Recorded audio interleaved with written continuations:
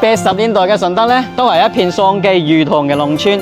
而作為一個土生土長嘅順德人，聽我媽講下，當時嘅農民都係種杉啦、種蔗啦，同埋賣魚。而塘邊咧都會有好多嘅杉房、塘寮同埋一啲賣魚苗仔嘅檔口。隨住國家咧快速發展工業，嗰陣時咧順德人敢為天下先，就係咁樣爆發晒出嚟啦。個個都話得就得，唔得就返順德。我問你啊，順德係歸邊度管㗎？佛山。但你會好少聽到順德人會話自己係佛山順德。正所謂咧，食在廣州，味在順德。順德嘅家家戶戶啊，都可以做得出美食啊。中國嘅味道就係從順德飄出嚟嘅。就好似我手頭上嘅呢一支龍啤，喺1983年咧就有順德龍啤啦。本地街坊開始第一次飲到咗順德自家釀嘅啤酒。嗰陣時啊，龍啤橫掃晒所有順德嘅大排檔㗎。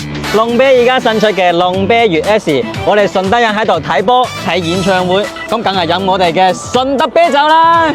即刻開翻罐試試佢先，睇下有冇中獎啊！哇！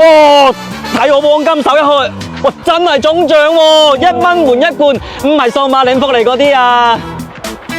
正啊！順德男人嘅快樂咧就係咁簡單啦，一再飲落去咧又清爽，勁爽得嚟咧又好刺激喎，麥芽嘅香氣咧非常之清新，慢慢飲嘅，慢慢啤嘅。作為一個順德人，梗係支持翻順德品牌啦。今晚1月整翻笪龍啤粵 S， 為順德乾杯，飲勝！